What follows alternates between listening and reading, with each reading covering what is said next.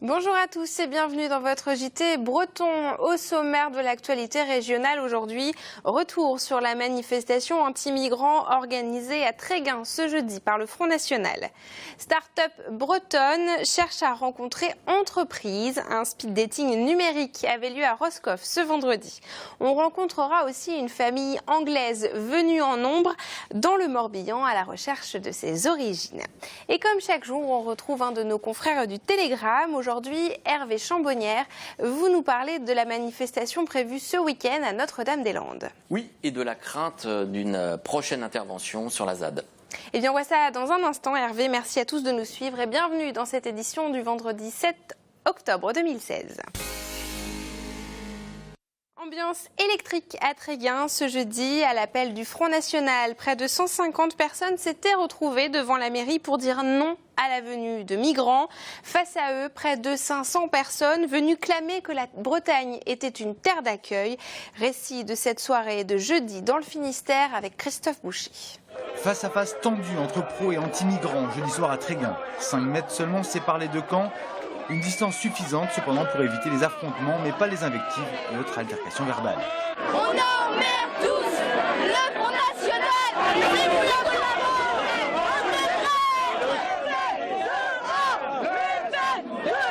la Résolument hostile à la loi Cazeneuve sur l'accueil des migrants, le FN dénonce les conditions d'hébergement des réfugiés. L'immigré clandestin va être mieux logé, mieux soigné, mieux nourri que bien des Français. Et il n'y a que le Front National pour condamner cela. Pour les pro-réfugiés, la situation est grotesque, d'autant qu'aucun migrant n'est encore accueilli à Tréguin. Il n'y a pas un seul, malheureusement pas un seul réfugié de Calais ici présent. Avoir attaqué personnellement le maire, Olivier Bellec, sa famille, c'est inacceptable. Tous les maires sont ici présents pour dire non, nous faisons notre travail, le Front National dehors. Pas d'affrontement malgré la tension. Dès 19h30, Tréguin retrouvait jeudi soir sa quiétude habituelle. Ce vendredi, à Brest, le centre de formation et le siège administratif du Stade brestois étaient inaugurés. 22 jeunes espoirs du football sont déjà installés depuis fin septembre dans ces nouveaux locaux. 4 millions d'euros ont été investis. Fin novembre, c'est le centre d'entraînement du club à Guipava qui devrait être terminé. Denis Le Saint, le président du Stade brestois, nous parle du projet au micro d'Anthony Berthoud. Cet outil qui rassemble quelque part le siège, l'association avec Daniel Leroux et je dirais le centre de formation avec Eric Cassadorian permettra de mieux travailler tout simplement. Et je le disais, si on n'a pas d'outils structurants pour attirer demain tant des joueurs pour la partie pro que les plus jeunes, je dirais, dans le cadre de la formation, si on n'a pas ça, je dirais, on est moins intéressant, je dirais, pour les jeunes et les professionnels. Et on retrouve maintenant Hervé Chambonnière pour le duplex. Alors Hervé, les opposants au projet d'aéroport de Notre-Dame-des-Landes organisent samedi et dimanche une grande manifestation nationale sur la ZAD, la zone à défendre. Ils craignent une intervention massive des forces de l'ordre au mois d'octobre. Est-ce que leurs craintes sont fondées ? Alors, il est très difficile d'obtenir des informations, Julie. L'opération est préparée dans la plus grande discrétion et jusqu'au sommet de l'État. Ce qu'on sait, c'est que les feux ne sont pas encore tout à fait ouverts.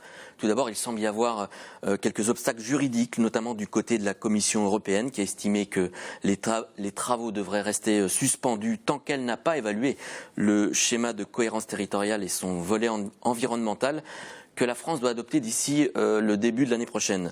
La justice a également laissé à plusieurs occupants un délai jusqu'au printemps prochain pour quitter les lieux avant expulsion.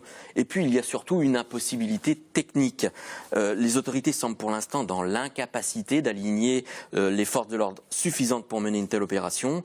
En 2012, au plus fort de l'opération César, qui s'est soldée par un échec, près de 2200 hommes avaient été mobilisés. Cette fois-ci, leur nombre pourrait atteindre 3000. Et 3000 forces de l'ordre dans le contexte actuel, il n'y a pas. Et il y a en plus d'autres priorités, l'évacuation de la jungle de Calais par exemple, et tant que cette mission n'est pas terminée, il n'est pas question de lancer Notre-Dame-des-Landes. Pour Calais, on parle de 10 jours, du 17 au 27 octobre avec 1000 hommes.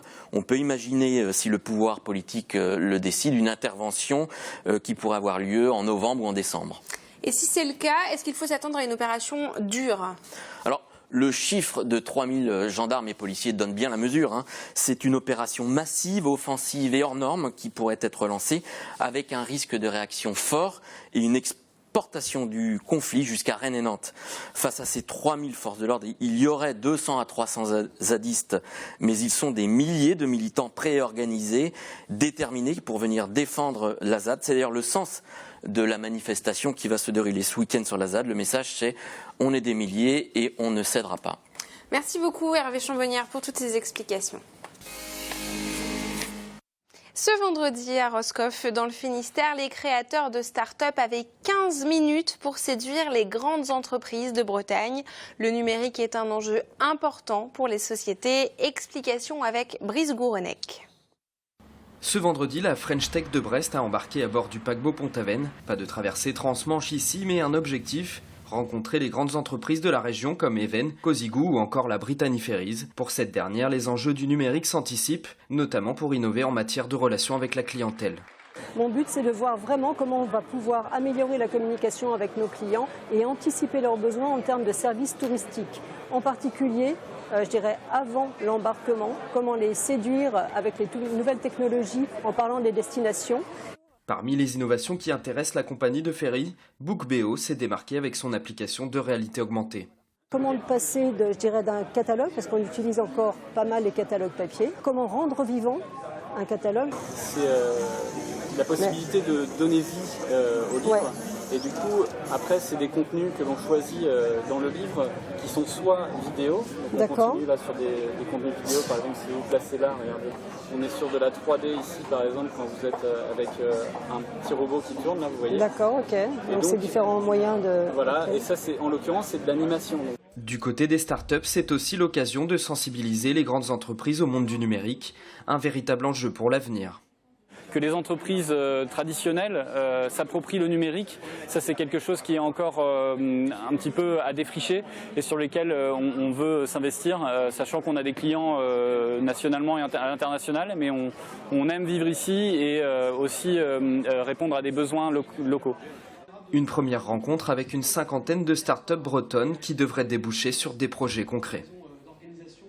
Réunion de famille atypique au Faouët dans le Morbihan. 15 Anglais s'y sont retrouvés pour partir à la découverte de leurs origines. Ils ont notamment remonté les traces de leur arrière-grand-père qui fut peintre. Quand la Grande-Bretagne vient à la rencontre de la Bretagne, reportage avec Karine Chevrolier.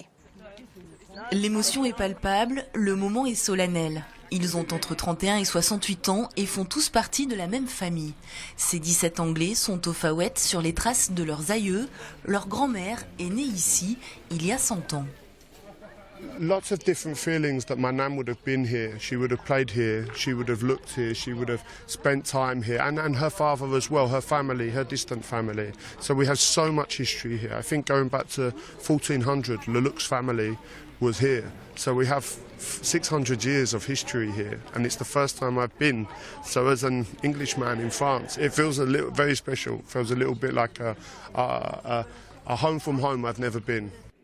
Et l'histoire de cette famille est gravée dans celle du Faouët. C'est à cet endroit même, en 1913, que leur arrière-grand-père a peint une toile, aujourd'hui exposée au musée de la commune. Even though it's not my blood, but I feel very part of the family, and it's to see where he would have sat and taken the painting. It's just, I don't know, it's quite overwhelming that even 102 years later, it's still been shown in there. 3 jours, c'est le temps que se donne cette grande famille pour remonter le temps et mieux comprendre son histoire. Difficile aujourd'hui de trouver des Britanniques plus bretons. Chaque jour, Benjamin Bréant condense le reste de l'actualité bretonne en 60 secondes. On regarde. À Saint-Brieuc, les travaux de réfection du bitume sur la N12 sont terminés. La circulation reviendra à la normale dès ce samedi. Ce qui n'est pas une raison pour accélérer. D'abord, c'est dangereux. Ensuite, il y a des radars sur les viaducs. Açores, Canada, Miami, Panama, Tahiti. C'est le programme de navigation du Bougainville qui a largué les amarres cette semaine depuis Brest. Alors, c'est dur, c'est vrai. Pour faire la même chose, 2 solutions. Soyez riches ou engagez-vous. Assistance inattendue ce jeudi à Quimper pour le graffeur Oz qui faisait une démonstration de son art devant les pensionnaires de la maison de retraite La Retraite. On ne sait pas s'ils avaient mis leur sweat à capuche, mais à la prochaine vague de tags en ville, on saura où aller chercher. C'est la fin de cette édition. Merci à tous de nous avoir suivis. On se retrouve lundi pour un nouveau point sur l'actualité en Bretagne. Très bon week-end.